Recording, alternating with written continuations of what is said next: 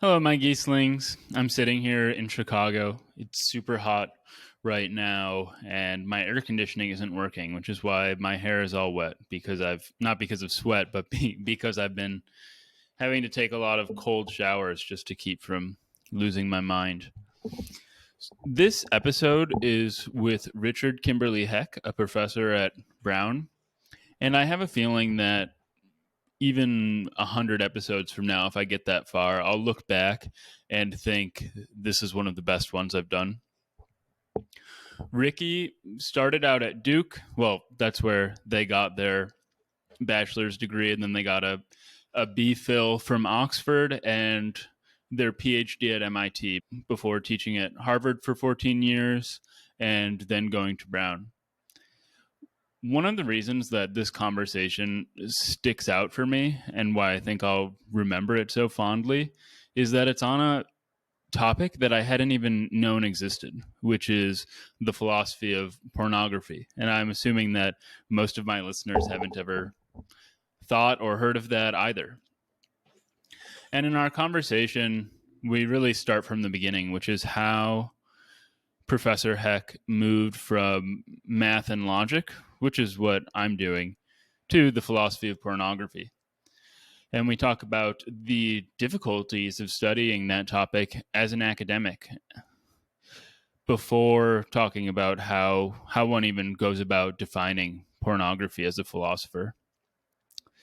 Beyond that, or after that, we get into some of the topics that Ricky studies and that Ricky has encountered in the literature. Because one of the really amazing things about this conversation for me was that not only has Professor Heck contributed to the field, but they have a pretty astounding command of the literature. So I was able to get a really good survey of what's going on in the area. So we talk about aesthetics, what distinguishes good pornography from bad pornography, what feminist pornography is, the transformative power of trans, queer, and feminist pornography, and all sorts of things. And disclosure, we actually did a second episode about a week later because I'm running through my backlog of podcasts right now, so I have plenty in the tank. So we don't get to all the topics I had in mind, but after our second conversation,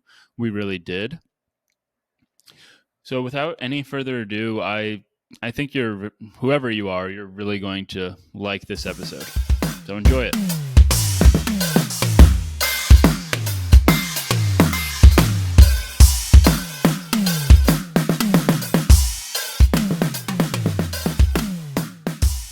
I've been eagerly anticipating this conversation because one, I'm just curious in general, and the philosophy of pornography was not a subject I had even realized existed until I was told that you did philosophy of math and logic in Frege when I was looking at schools, and I Uh-huh. saw your website at Brown.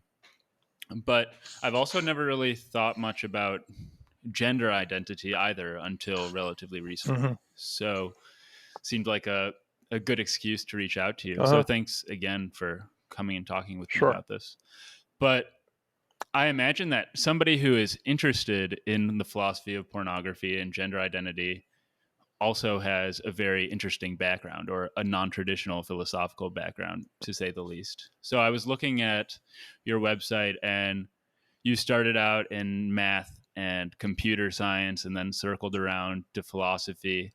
So what went into the decision to go to philosophy from those things to begin with? Um, so in some ways, the decision was very practical.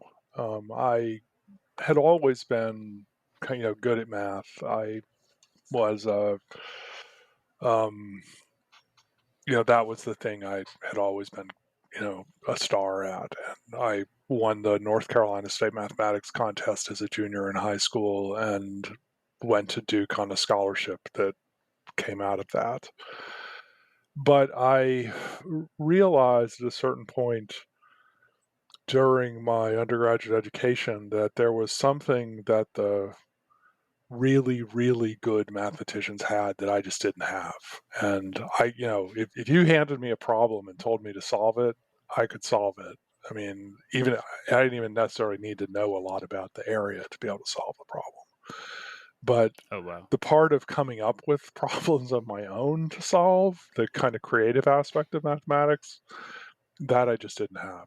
And so I was sort of falling behind the other students in the class who were, I don't know how much you know about mathematics research, but it's almost as if you haven't proved some great theorem by the time you're 25, you're like washed up. I mean, mathematics is Mhm. very much a young man's game, and I think it's not that you can't remain productive, but people don't like become great mathematicians at the age of 40.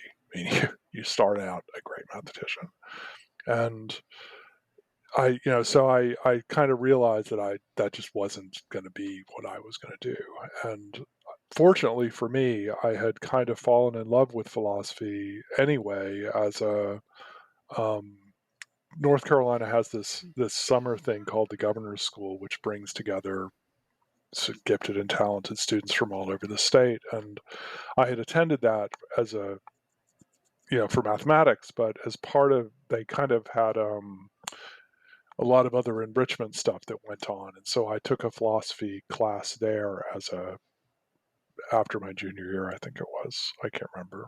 After anyway, somewhere in late high school, I took a philosophy class, which was still unusual for someone to do that. So I kind of got interested in it early, and then kind of fell back in love with it in college. I took, obviously had the opportunity to take more classes and just got totally enamored by it. And that was kind of that. But, oddly enough, my initial interests were not in philosophy, math, and logic. I was really looking for something very different from what I had done before. And so I kind of fell into an interest in Wittgenstein at that time. And from that kind of morphed into Frege and other stuff. But that's how I got into it. And Frege. So why did you gravitate towards Frege? Obviously, he's a towering figure in Yeah, philosophy. I took a course. I had two big mentors when I was at Duke. One was a guy named David Sanford who supervised my thesis.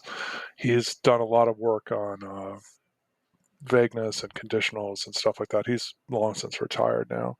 But the other guy was a guy named Carl Posey who now teaches at University of Tel Aviv, I think.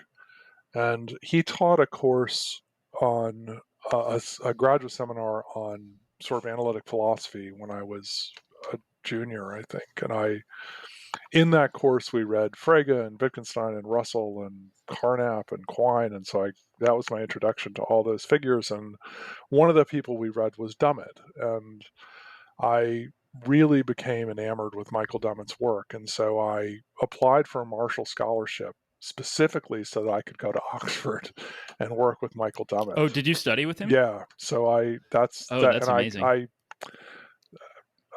kind of long story about how I got the Marshall, but Yeah, anyway, I ended up with a Chaim Gaithman, Marshall. Yeah. who I mentioned, is always talking about Michael Dummett. He's one of Yeah. his Dummett favorite, more was contemporary philosophers. an extraordinary person. And, I ended up being able to work with him in Oxford, and that really, I mean, I knew it was his work on Frege that I knew, and so that's what I wanted to study with him. And so by coincidence, after I left um, uh, Oxford and went to MIT, George Boulos was at MIT and had been I saw him give a paper at Oxford on Frege, and so that was an obvious kind of transition to continue working on Frege with him. And so that's what I ended up doing. Okay, and then the next transition, which seems much more recent, and I'm sure you're still doing work in logic, but a switch to pornography and gender identity. And so, what precipitated that change? Um, so I have always, yeah, it's hard to know which side of this to start with. Um, I've If had there's anything you don't want to no, I discuss mean that's too it's just personal or I mean anything, that's there's fine. sort of two things that come together and actually the answer to those two questions is actually different. But on the pornography thing, I partly was kind of looking for something different to do. It's one of the things I love about philosophy is that although it's much more specialized now than it was when I was a graduate student, 30 years ago. But more than that now, 35 years ago when I started grad school. But it's not so specialized that if you want to make the kind of change that I made, that you can't do it. I mean, it just takes time, right? I mean, contrast, say, physics, where if you wanted to switch from doing particle physics to solid state physics, you practically have to go back to grad school to do that. I mean, it's so specialized.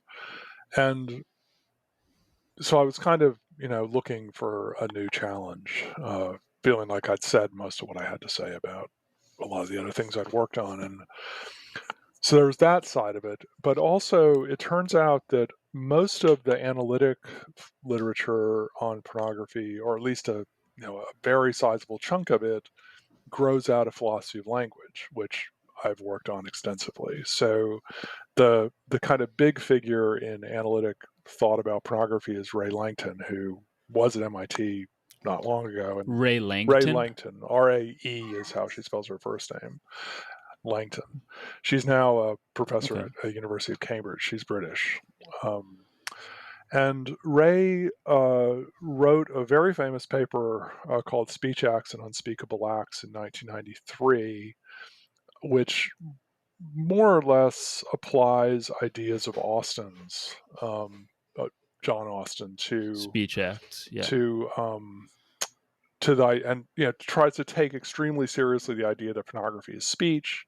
So she wants to treat it as a speech act, and so she brings in all this kind of Austinian stuff to kind of explain how pornography works as black magic, as one might say, has various kinds of harmful effects. And so that kind of gave me a bit of a leg up in the sense that I already our philosophy of language was already a thing I did. So I was able to, so the first thing I taught on this was a course on, that was more generally on hate speech than on pornography, but pornography was the kind of central example because that's the analytic literature on hate speech grows out of the pornography literature. It's all again kind of grounded in Austin and speech act theory and stuff like that. So that was so that made it kind of an easy route for me. I had a kind of toe in that anyway.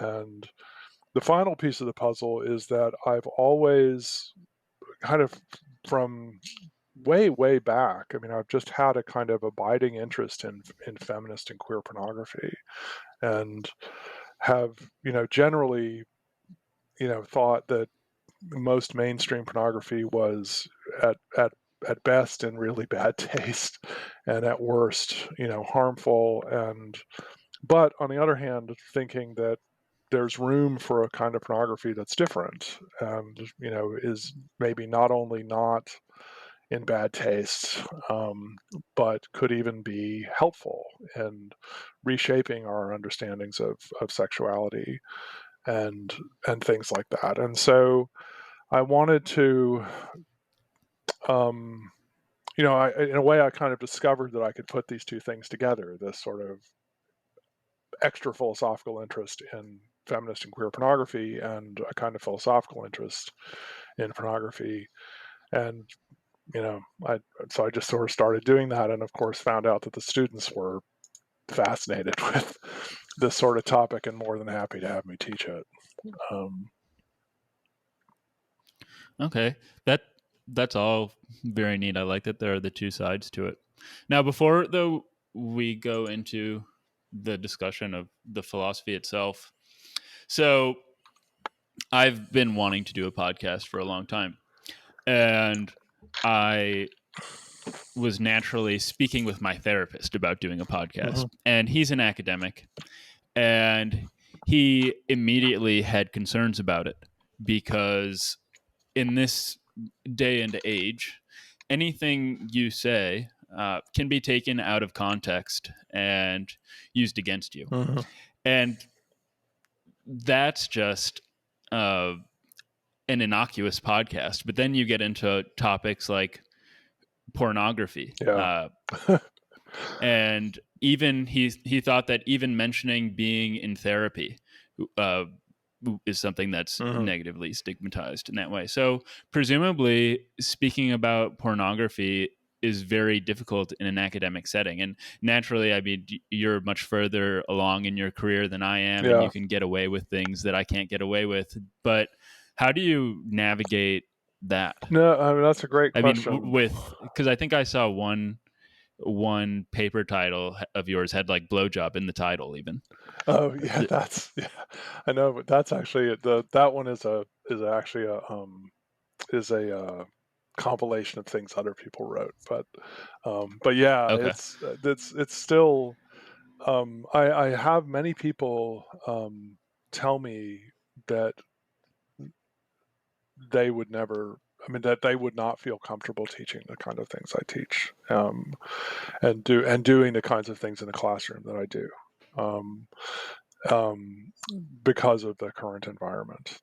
So it's sometimes I think I'm crazy for even trying to do what I'm trying to do. Mm-hmm.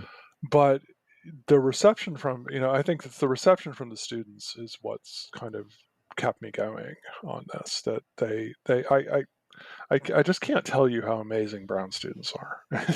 they're just they are so committed to what they're doing academically, and so Right. It's been a while since I applied to undergrad, but what I seem to recall is that the curriculum there is very unstructured, yes, and you can sort of that's right. you only take classes really if you want to That's take right. them. So that's probably That's what helpful. does the trick. I Mm-hmm. before I taught here, I taught at Harvard, and Harvard is not as heavily structured as Columbia, say, is, but it is very. There are a lot of requirements, and my experience there was that by the end of the freshman year, the students just felt kind of beat down. That they, maybe they had gotten to take a couple of classes that they really wanted to take. But at Brown, that never happens. I mean, students take what they want to take, and the sort of enthusiasm they have when they come in never leaves, and so they've just been so. And they're so kind of respectful and kind to each other. That's critical in a class like this, where people have come in with a lot of different attitudes about pornography and about sexuality, and there's a lot of opportunities for people to be upset, and so Mm-hmm. managing that's not something I have to manage in a logic class, but in a pornography class that becomes an issue. But kind of I think the students watch out for each other, and if anything comes up, I'll hear from more than one person about it. So and I have to be kind of humble. I'm too in the way I do this, and tell the students I may screw up from time to time, and I think as long as you're honest about that, they're forthcoming. And it's I have been written up in the right wing press about some of this stuff. And before I did any of this, I consulted a lot with the administration to make sure that people were going to support what I was wanting to do. I got a lot of good advice about how to present things to the class. I kind of make people sign a kind of consent form, that they understand what they're getting themselves into.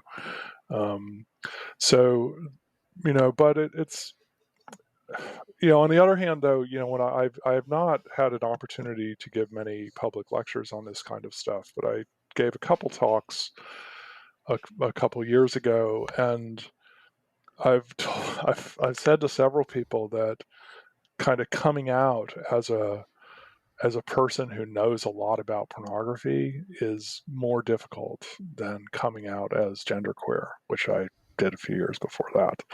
And people look at you funny. You're like, Mm-hmm. one of my shticks about this is that philosophers talk about pornography in the abstract all the time, but almost never will you see a philosopher talk about an actual instance of pornography and like analyze it and tell you about it. That's extremely rare. And one of the most famous examples, I won't say who it is, where philosophers do talk specifically about a particular piece of pornography, it's quite clear that they've never actually seen it. It's all secondhand. And because if you look at it, you see that they're misquoting it and other things.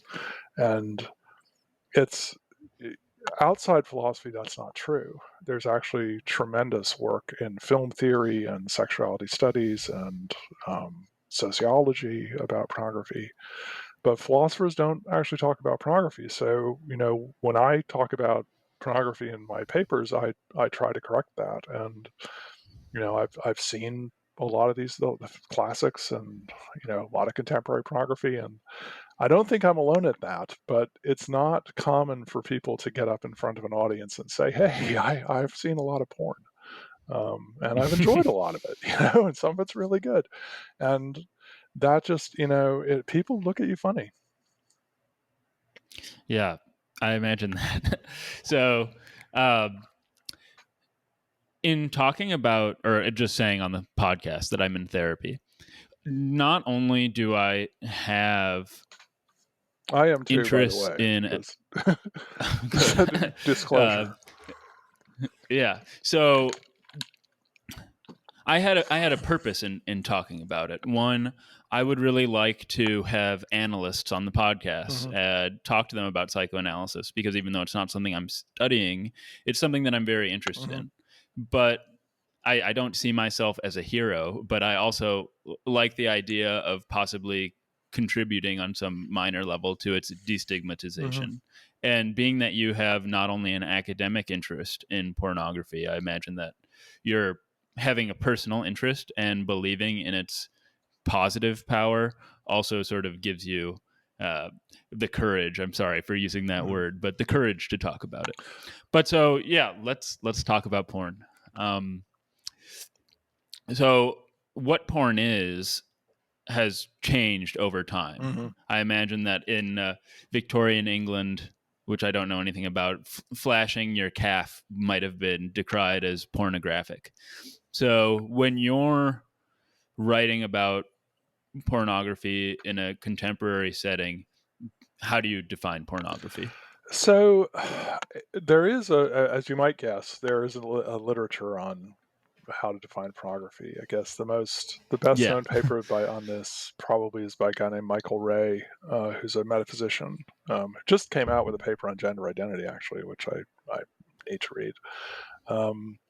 But he has a paper in which he attempts to define pornography, and like all attempts to define something, give necessary and sufficient conditions, it fails. In fact, their counterexamples are legion once you start seeing how to construct them.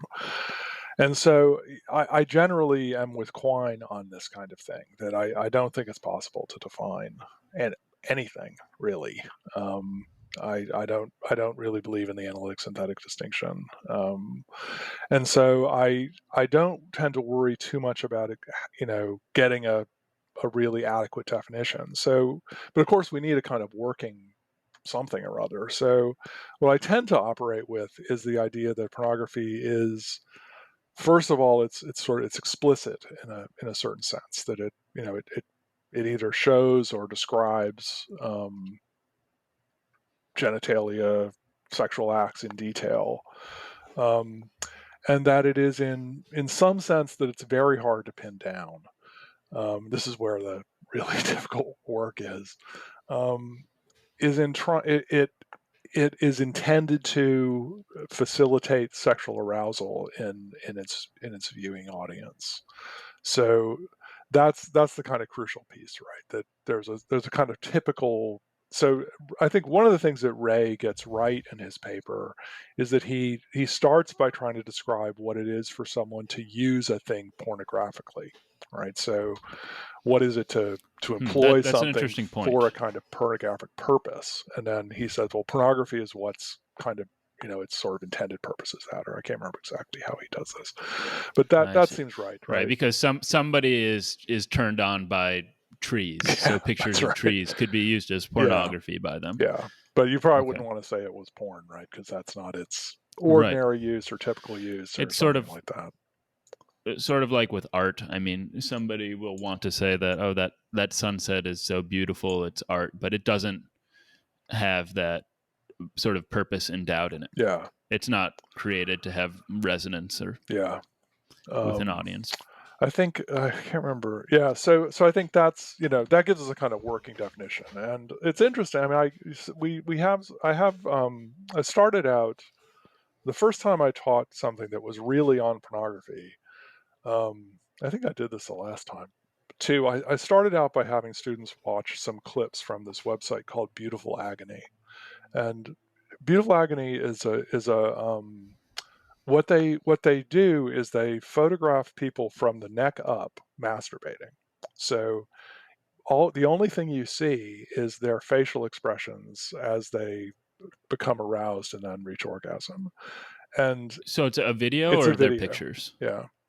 Okay. Um, and so I show this to my students in part to there are two things I want them to get out of this. One is that it always leads to a question as to whether it's pornography or not, because some of the students are quite sure that it's porn because it's incredibly hot to watch this. Even though it's it couldn't be less explicit. You don't see anything that's going on. Sometimes if it's a female-bodied sort of person, you can hear a vibrator buzzing away. Um, but When you say it's that's about it. incredibly hot to watch, you mean it's arousing? Yeah, yeah, that's right. Okay. And so, It's just not a typical academic term, so oh I just yeah, wanted to make yeah. sure that Sorry. we were using it in the Yeah. same way. Yep. Yeah, and so it's that makes the students think, oh, it's porn, right? Because in effect, what they're Yeah. thinking is, I could use this as an aid to masturbation, so I guess it must be porn.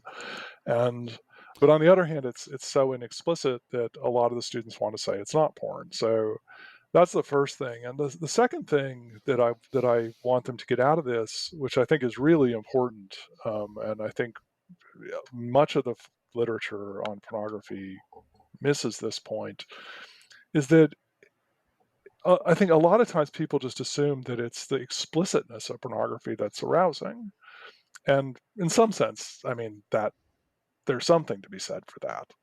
But it's not just the explicitness that's arousing, because I have these clips from Beautiful Agony and they're as inexplicit as they could possibly be, and yet they're incredibly arousing. So Hmm.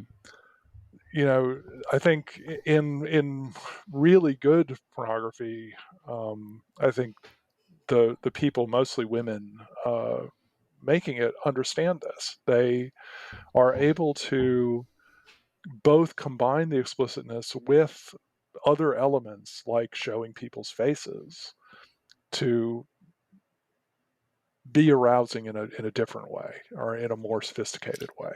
Um, Something that comes to mind in today's day and age is foot pictures, which you're probably aware of. I mean, that is certainly masturbation fodder for a lot of yeah, people, and it's hard to imagine pornography that is less explicit than just pictures of yeah. feet.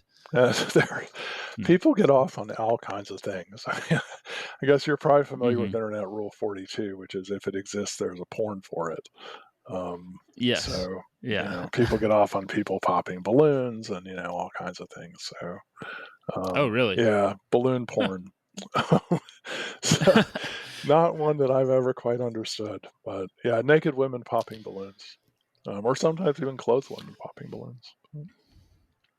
So you mentioned this paper on defining porn, and you said that there's a lot of literature on that. What are some of the other central topics in literature on pornography? So, I was yeah, thinking, just when I was thinking about what pornographic literature might be, I was thinking obviously there's going to be an ethical dimension, but then I kind of stopped there. I yeah, didn't know what else to yeah. expect. In philosophy, it's overwhelmingly ethical and political. So the great bulk of the literature is on um, questions about how well I suppose I should say first whether and if so, how pornography has social harms and interpersonal harms, I suppose.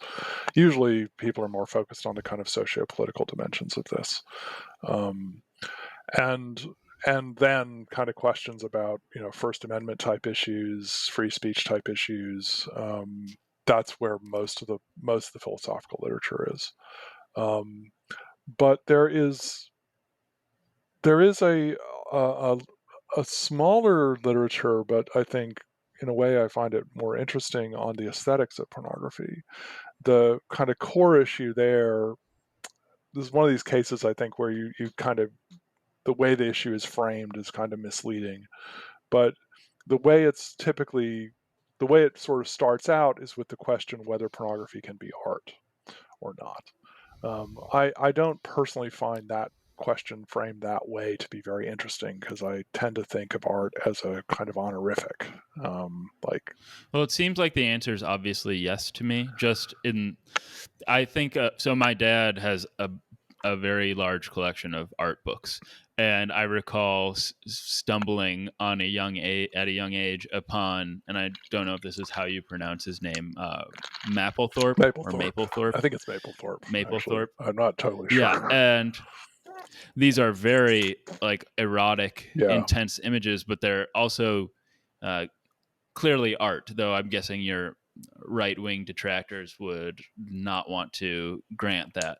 But for me, I mean, it's clearly art. So, yeah, I Yeah, imagine that you sort I of think view that question as a non-issue. the philosophers on this side are going to deny that it's pornography, but for Okay. reasons that it's so it the basic the structure of the argument that so the first philosopher to give an argument like this is a guy named Gerald Levinson, who mostly does aesthetics, and most of the people who've written about this are from the aesthetics world.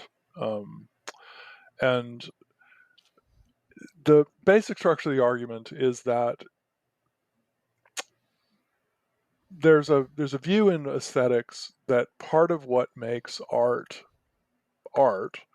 is that it's even when it is representational of some subject, the medium of the representation is important, right, to your appreciation of it, like how the paint was used and those kinds of things, the kinds of choices that were made in crafting the representation.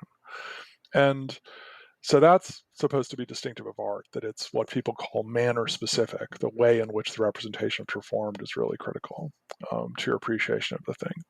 And then, but pornography, they say, is manner inspecific, that it's supposed to be transparent, so that pornography is just a kind of, it's like a telephone or something, right? That it's like watching each other on this screen, that you don't care about the representation. What you care about is the thing that's being presented. And the film, say, typically people talk about film, is just a kind of window onto a scene that you happen not to be present at, right? So it's as if you're just watching something happen at a distance. Yeah. And so those two aspects are in competition, right? That am I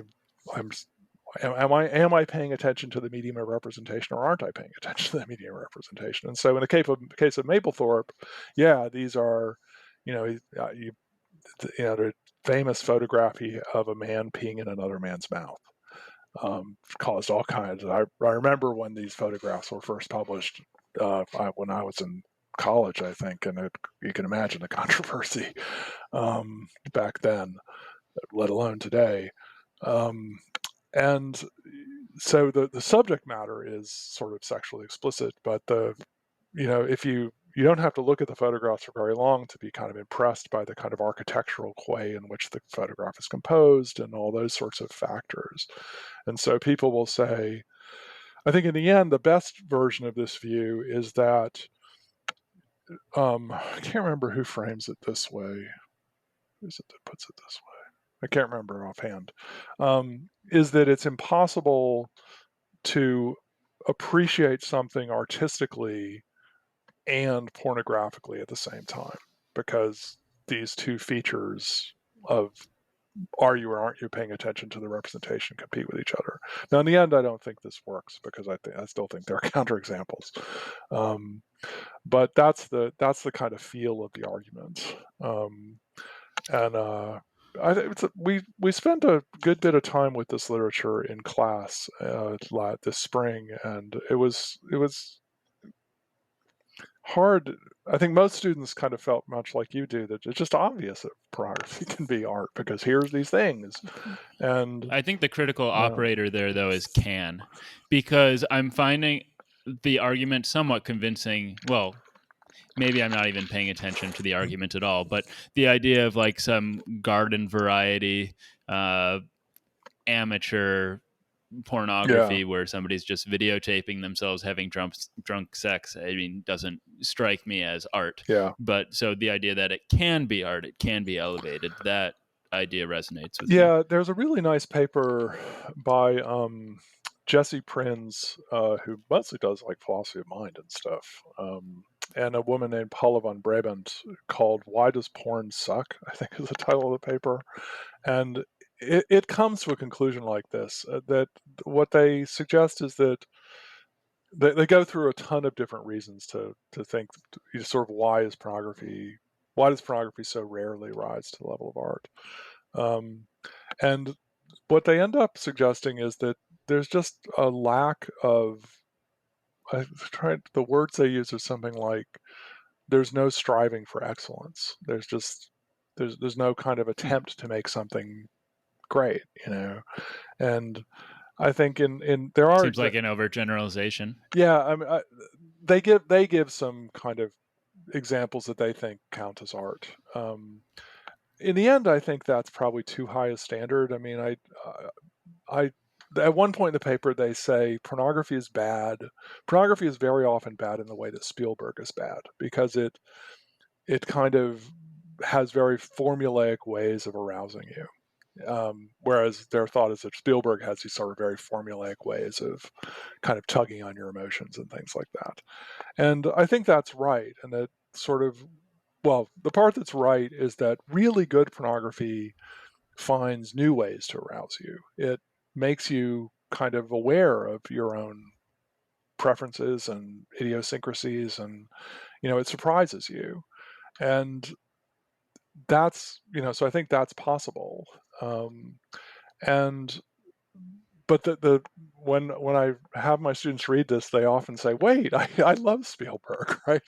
You know, so my thought in a way is that, look, if there are great things about Spielberg, right? I mean, Close Encounters of the Third Kind, I love that movie.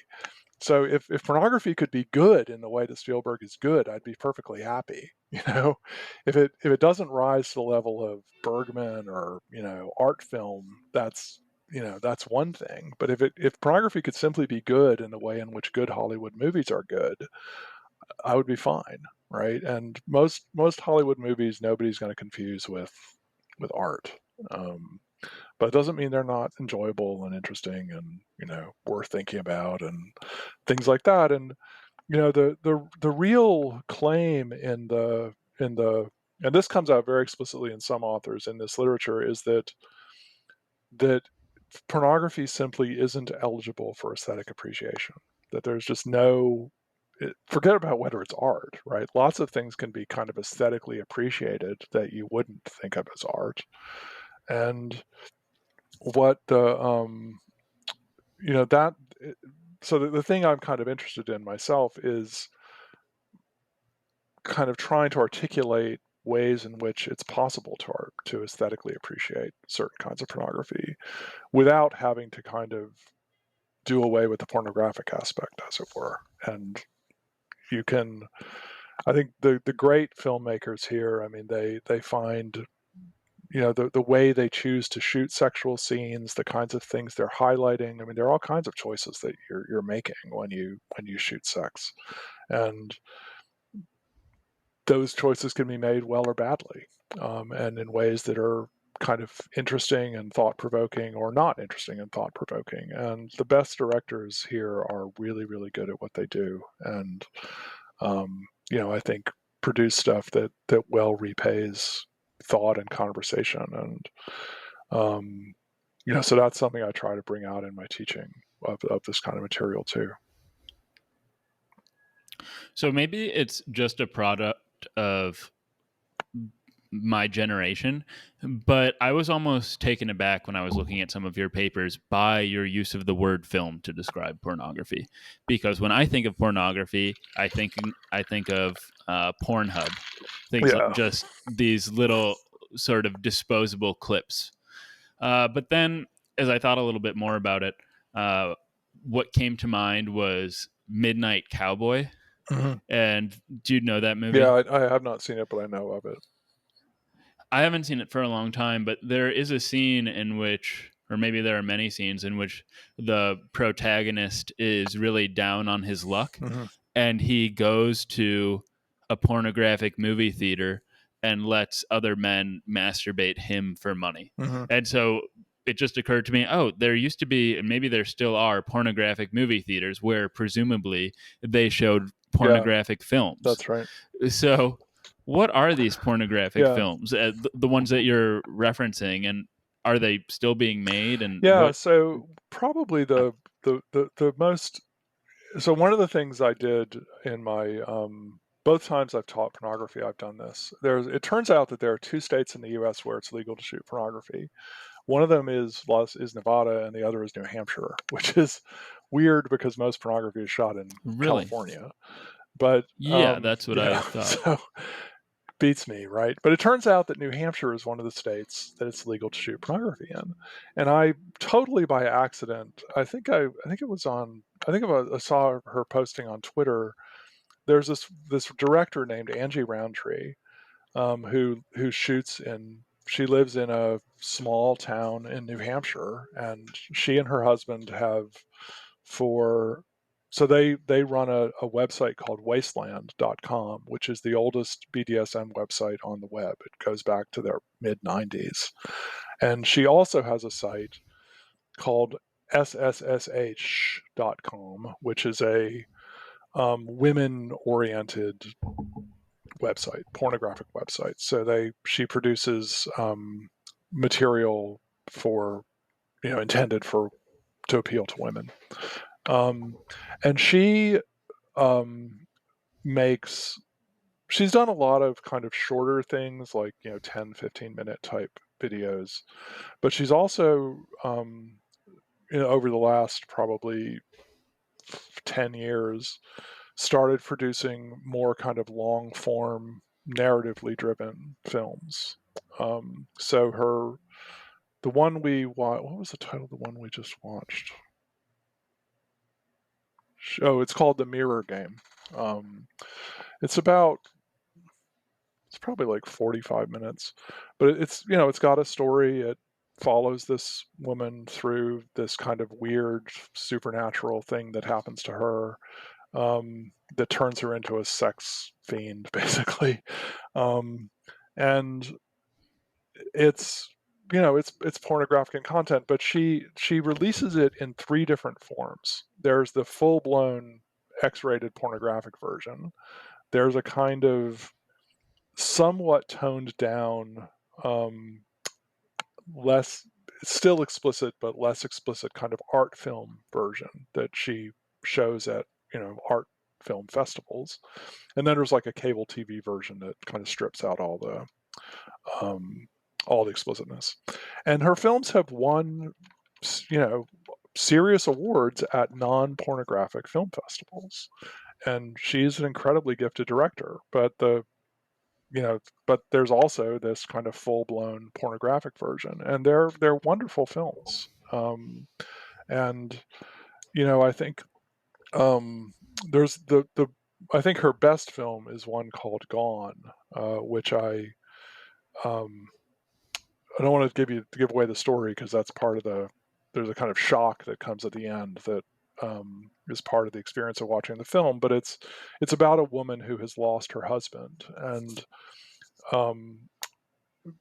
he's left, and they had a BDSM relationship, and the film is really about her struggle to kind of come to terms with the loss of a sexual partner, which is something that doesn't get talked about a lot. That there's a certain kind of, I mean, we all know this from breaking up with people and stuff, that there can be a very particular kind of pain that's associated with the loss of a sexual partner, and that's what the film is about. But in the course of telling the story of her attempt to come to terms with this, it shows you what their sex life was like, and you see her tied up and whipped and all kinds of other stuff, and but also the tenderness and love that characterized their relationship. It's a beautiful film. I mean, it's I mean, I when I showed it to my students, people were in tears after it. It's incredibly moving and beautiful. And so these things do exist. They don't get shown in theaters anymore.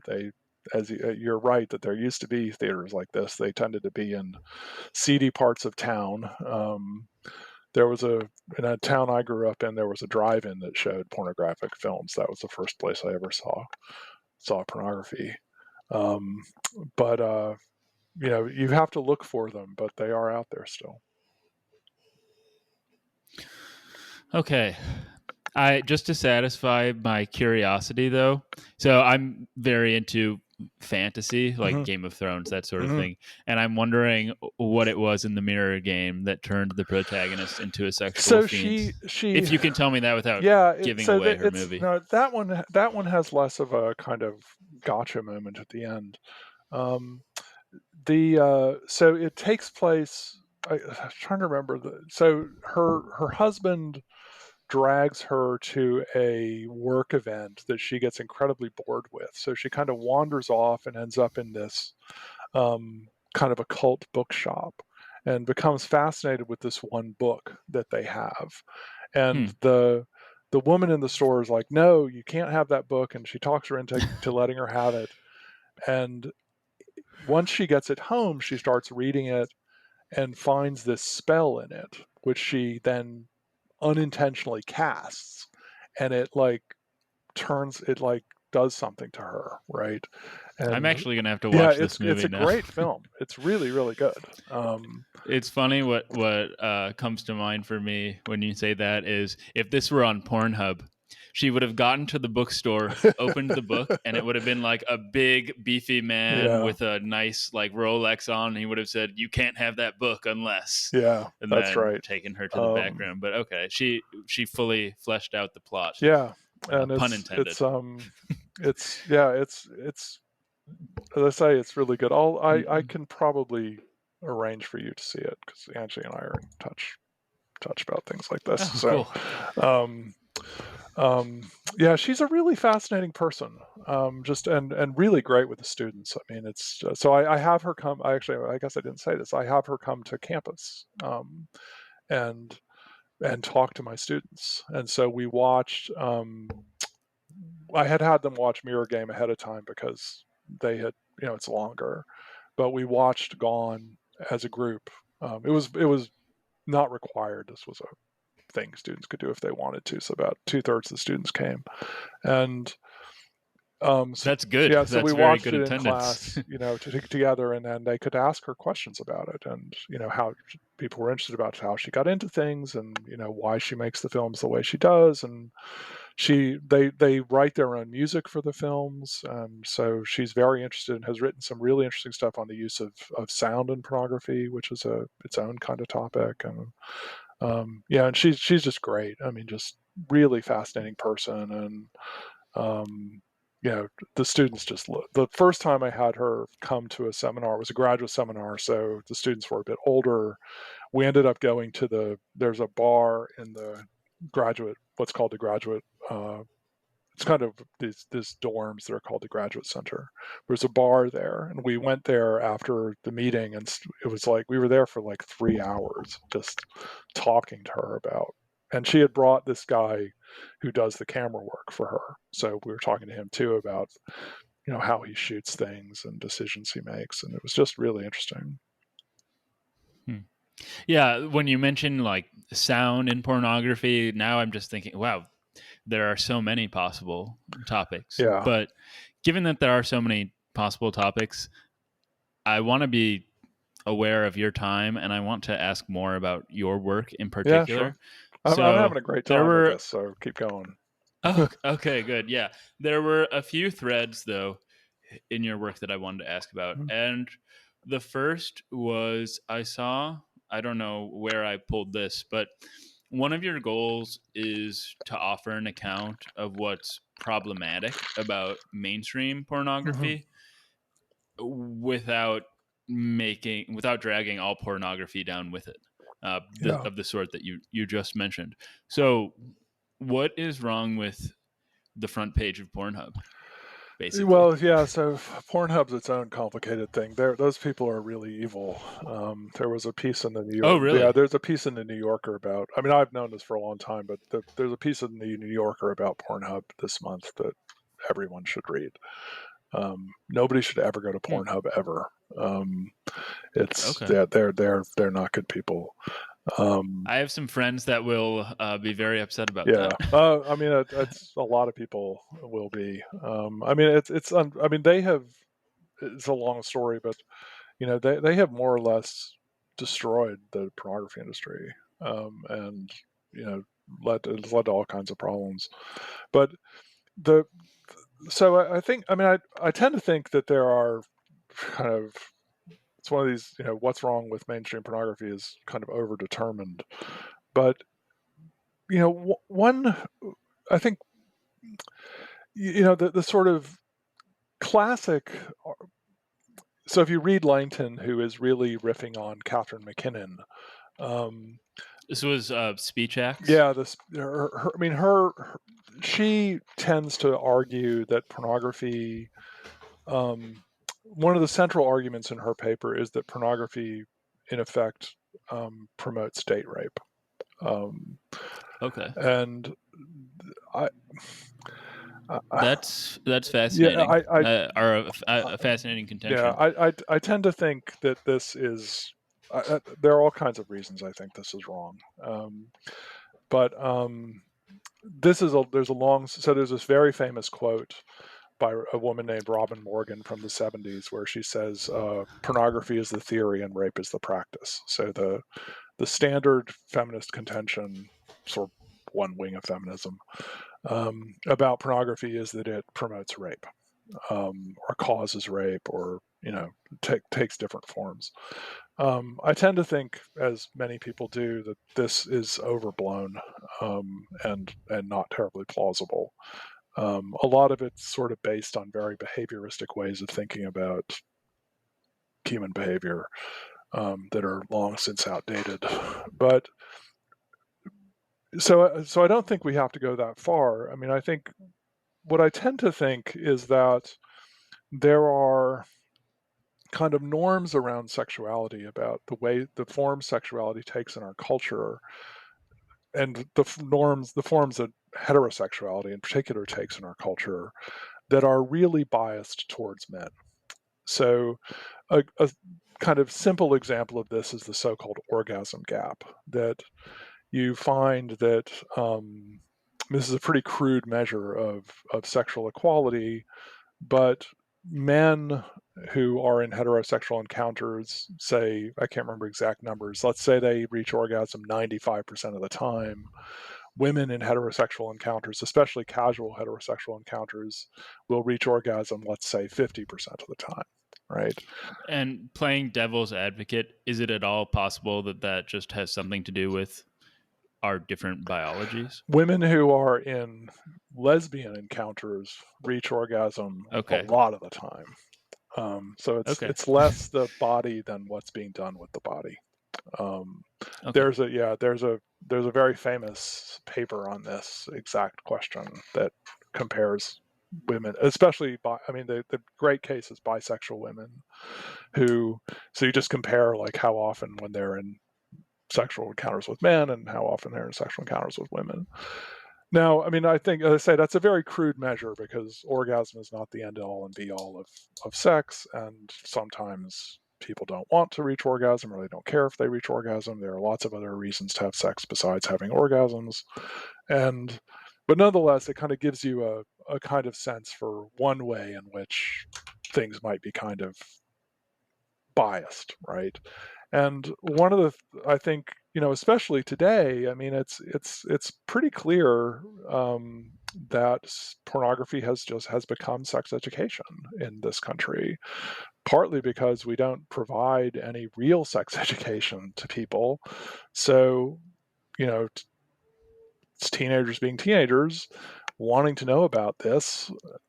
They go to where they can find what they gather to be information. And I think this connects actually back to this point about transparency that I made before, that part of the difficulty here, I think, is that people tend to think that pornography, excuse the pun, is presenting them with the naked truth about sexuality, that you're just here are some people having sex, this is how it is, this is how it goes.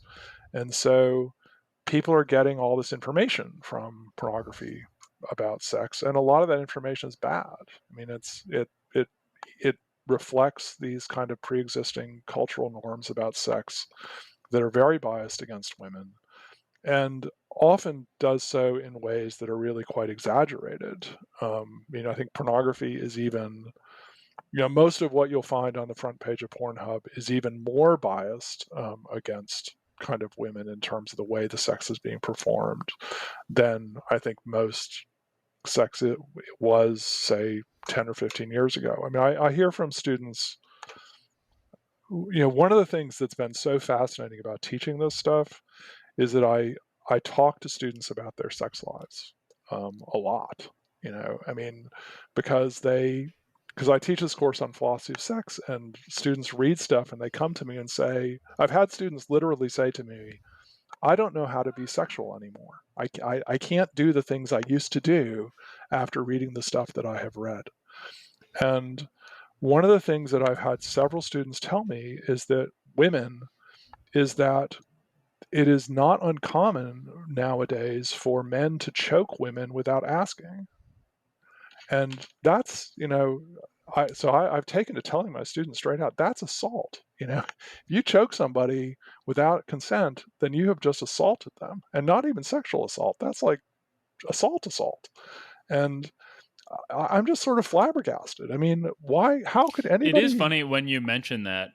Because it's not that I have done that, but when you say it, I think, yeah, that's probably something like a lot of people do. Yeah, and And you then know when you why, point out that right? that's assault, Yeah, I think, yes, I know why. yep, And then when you point out that it's assault, I'm like, oh, yeah, I should have known that, yeah. or should have thought about it that way. Yeah, so I mean, I think so. There are like all these sorts of things that people see in porn, and they think, "Oh, that's normal, that's okay," and Yeah. then proceed to do, and and it's not.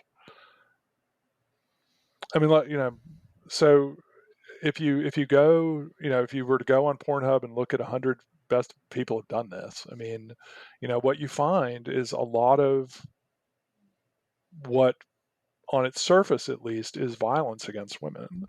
And now, in fact, a lot of that is probably consensual, right? That that's the way these people roll. They've done this before.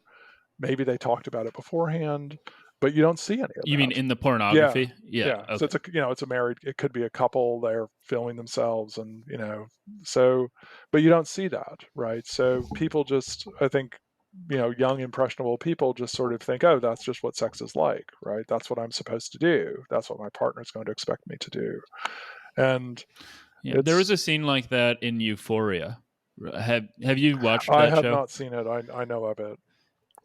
Yeah. It's been HBO show, but I Hmm. think it's like the first episode. Somebody chokes a girl, and she like starts crying, and she's upset, and he just is like, "Oh, I thought that like all girls like that." Hmm. Yeah, So that's right. good Yeah, example, and relevant example. I think so. There are a lot of cases like this. So that's kind of. I mean, that's kind of, you might say this is a kind of working hypothesis, that one of the ways, anyway, in which pornography has negative effects is through, I think, in reinforcing, but in this case, I think creating kind of norms around heterosexuality that are really um, bad for women. That negatively affect women's sexual experience, and that kind of trauma. I mean, some of these women have said that it was really traumatic for them to be treated this way. Yeah. People slapping them in the And face not and stuff. I mean, you can't. mhm. Jesus. And not though to detract from that, which I think is more important, but it's also a, the other side of the coin is it's having a very negative effect on men hmm if that's what they're thinking that sex is supposed to be like, and they're just reflexively assaulting people. And I think it's also. I mean, I do think. I mean, I try to avoid going down the sexism is bad for men too route. It can sound a little um, trivializing, but I do think that men are not well served either by a lot of these norms. That sort of male sexuality is defined in this very narrow way. Um, um, very there's this wonderful paper actually. It's you might have it's online. It's easily accessible by a film theorist named Richard Dyer called "Gay Porn Coming to Terms," and he talks in that paper. This was written in the 80s. Um, about what he describes as the narrative structure of male sexuality, that it's very goal driven, right? Everything is sort of in the service of ejaculation and orgasm, and he sort of maps this on to sort of narrative structure of gay male pornography itself, and and he kind of decries this as sort of, you know when there's this. I saw it long ago. I saw this. Um, there were these like graphs of kind of heterosexual sex and lesbian sex, and when women have sex with each other, I mean, generalization, but they just generally aren't as goal oriented as men are. They're much, or sort of, well, either as two men are or as heterosexual couples are. There, it's much more kind of the journey, and not the end product that characterizes lesbian sex. And you can see this in really good lesbian pornography. I mean, it's just so different from the way from hetero. I mean, and not just because it's two women, but it just doesn't have the same. We know where this is going. We know what the goal is. Um, the end of sex is male orgasm, and that's both in the teleological sense of its goal and also the end in terms of when it's over. And that's just not true of lesbian sex. There's not a goal in the same way, and it's certainly not over just because one person happened to have an orgasm. And the so I think men's sexuality just gets characterized in this very narrow way, that we're just not given the opportunity to enjoy so many elements of sex that aren't orgasm focused, right? I mean, it just or don't contribute to orgasm or anything like that, and just are pleasant in their own right, and let alone the kind of homophobic things that people get into about male sexuality. So I do think it's men are not well served either. I mean, I think women are harmed in much more dramatic ways, but I think men could well do with a reform of our sexuality. So that's the sexist element, but there's also, I take it, a racist element to mainstream There, pornography. yeah, a lot of so-called interracial porn is really, really, I mean, just steeped in racial tropes, and really, yeah, there's a lot's been written about that. That's yeah, it can be pretty bad. Um, What are some of the main tropes so I'll give and you a kind of how they play out? unusual one, and this actually came up in a film by a woman who's really, I mean, generally speaking, she makes really fantastic films. A woman named Jackie St. James. Um, I had students watch a film of hers called The Submission of Emma Marx, which is just amazing. But she did she made a film. So for some time she was a director for a studio called New Sensations, and they had she did a lot of films for them that were like 4 little vignettes. So they tended to have about 5 minutes of story and then 20 minutes of sex or something, and there were like 4 of these.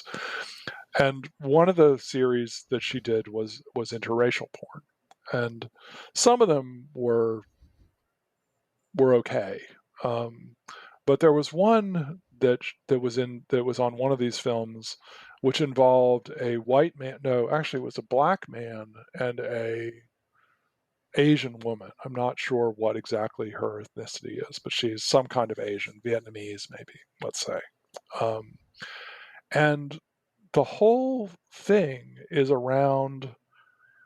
It's like organized around how submissive she is and how like catering to his needs she is and stuff, which is just like, this is like the standard racist trope about Asian women, right?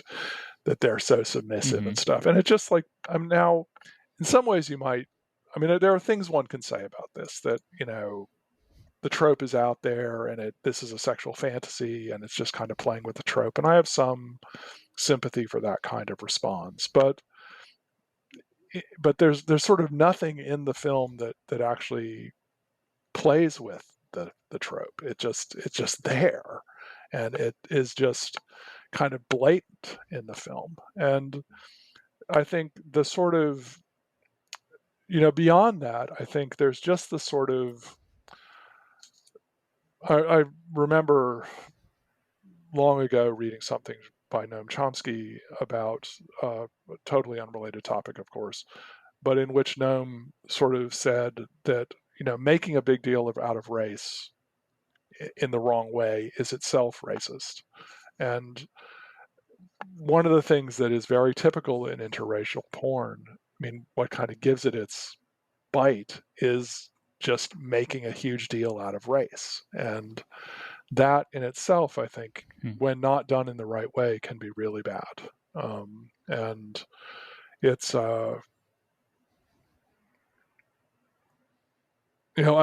maybe the easy way to put it is that, kind of ideally, nobody would give a shit if the two people were of different races, right?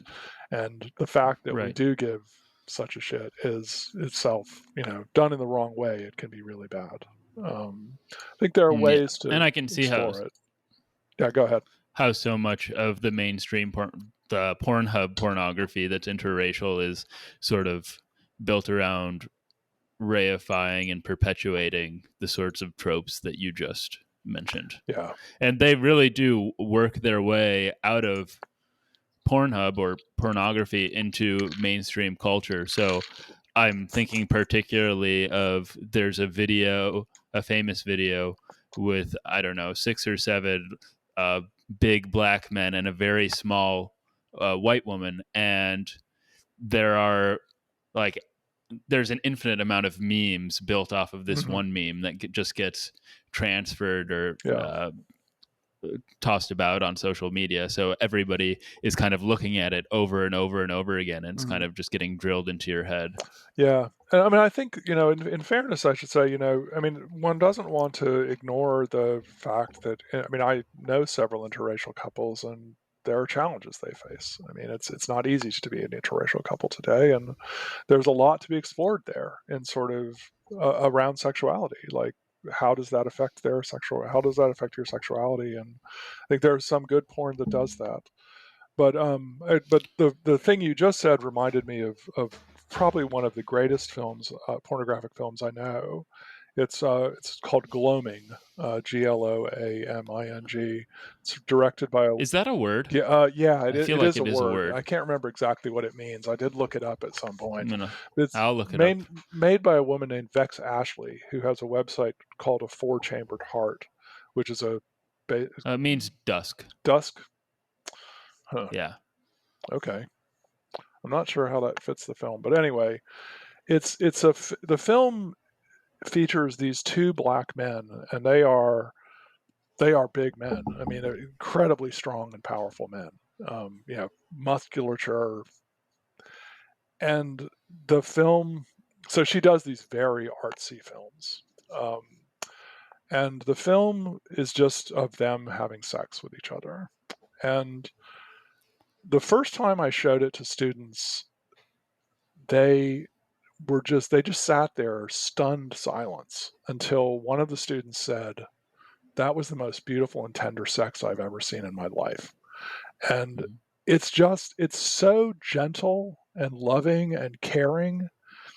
And the second thing a student said was, if you had asked me what two black men that big, how they would have sex, that's about the last thing I ever would have thought of. Right.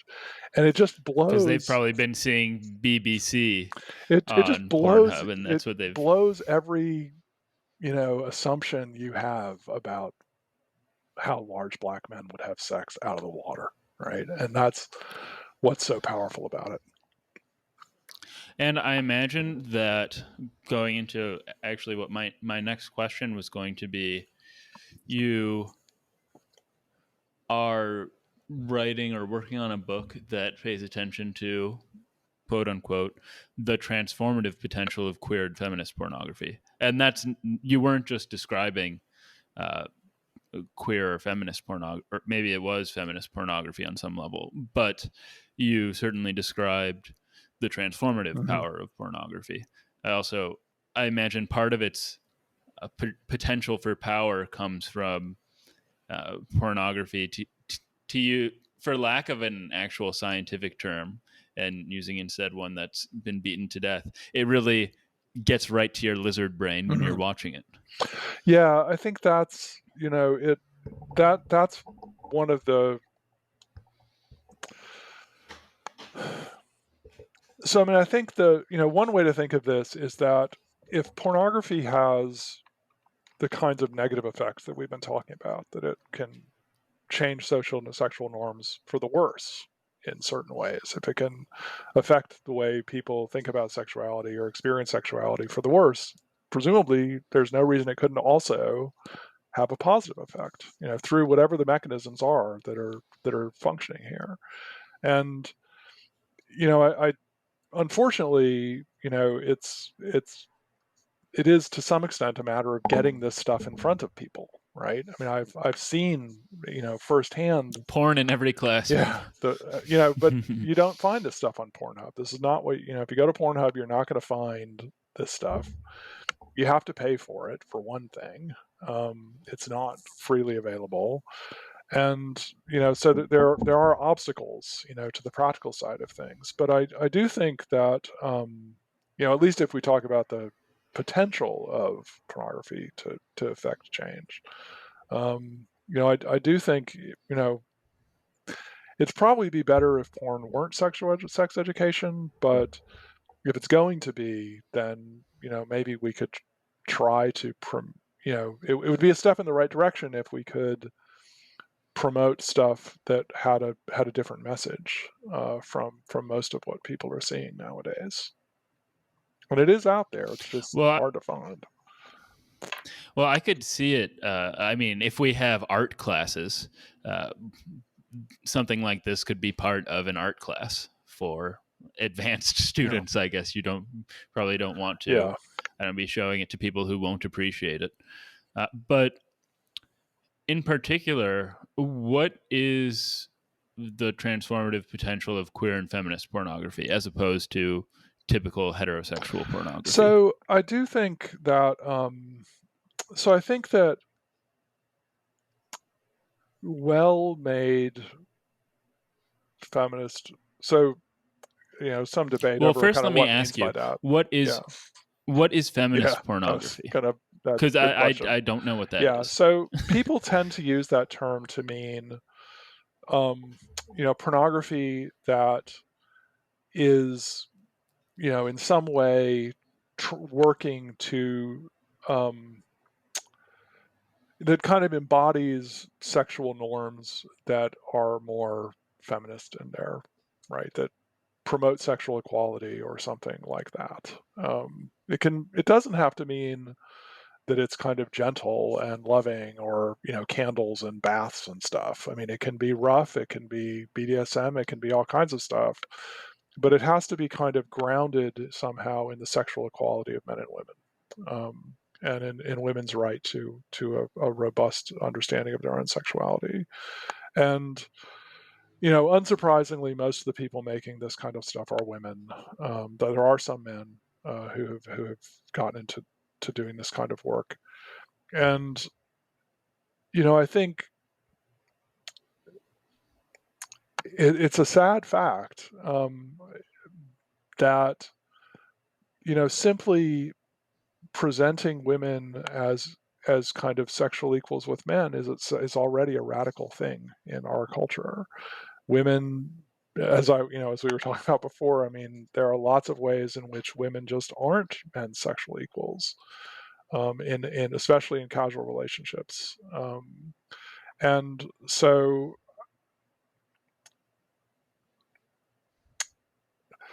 I have a graduate student who just finished, who wrote a dissertation on sexual ethics, and a lot of the dissertation is kind of about how we should think of sexual equality. Like, what would it, so I think all of it, most of us anyway, nowadays, if you ask somebody, should men kind of, is men's sexuality more important than women's sexuality or something, they're going to say, no, of course not, right? Men and women should be sexual equals. But what does that mean exactly? Like, how does that play out in practice?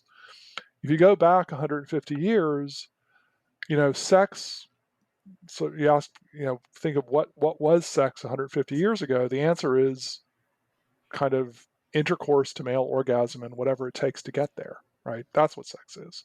As Catherine McKinnon famously said, man fucks woman, subject, verb, object, right? The man is the sexual subject, the woman is the sexual object. That's powerful. Yeah, it's a great quote. It's very, very powerful. Yeah.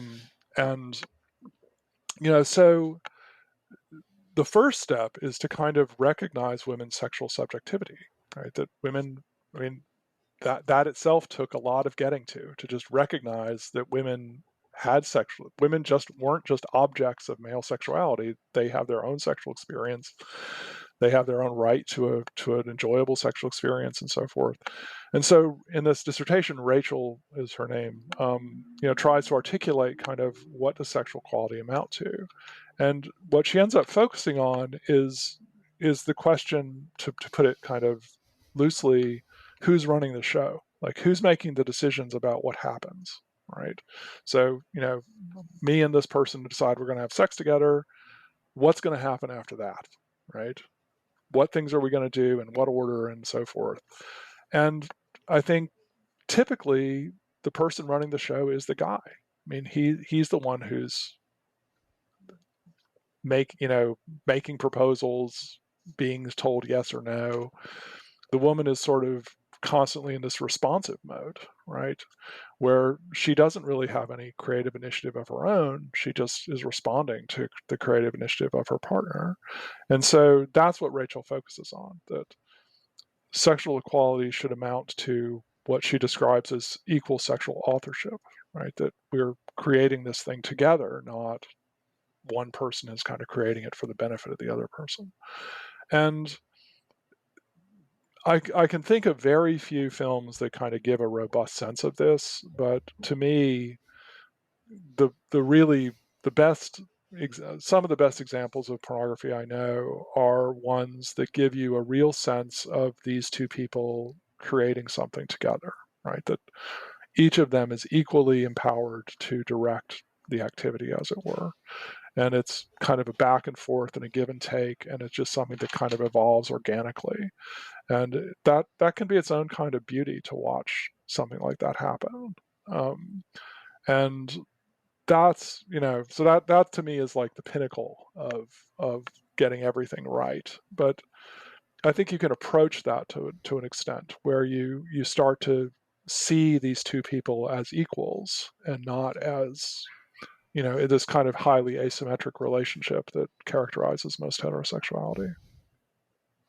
And is the transformative potential its capacity to get the people who watch it to then view things differently? Yeah, that's right. Exactly. What what surprises me is that when I first saw feminist pornography, I thought, okay, lesbian pornography, but it hadn't really occurred to me that it would be Mhm. heterosexual pornography. But that is probably a key part of it. I mean, because men are the ones that need to be seeing it a lot of the time. Yeah, that's right. And it's so. I mean, I think I think a friend of mine, Ann Eaton, who's written about a lot about this kind of stuff.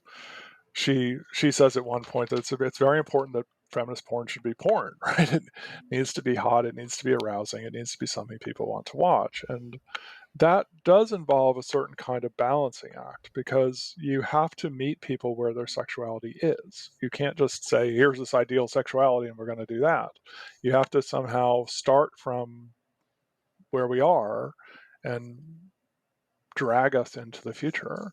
And that different directors have different ways of trying to do that. And what's distinctive again of all this work is that it is in some sense and to some extent trying to move, it embodies certain kinds of values. I think Erica Lust, who's one of probably the most famous feminist pornographer today, said in this wonderful YouTube TEDx talk that she gave, she says, the sex can be dirty, but the values have to be clean. And that really describes her work. I mean, sex can be as dirty as you like, but it has to come out of a place where that's what these people want, and it's serving them equally and not just one of them. Well, we've only gotten to about a quarter of what I had sort of in mind, and then since we've been talking, there are so many other dimensions that I want to go down, but I have another Okay. interview that I need to get ready Yeah. for. But this has really been such a great conversation. It was even more sort of exciting than I had anticipated. So thanks again Sure. for doing this with me, Absolutely. and I would love to do a part 2 at some point if you'd be willing, Yeah, it's been particularly great. because we didn't get to talk about gender identity, Hmm. which was the second half of what I'm curious about right now. Right. So, Yeah, well, let me know. thanks again. This was awesome. Thank you.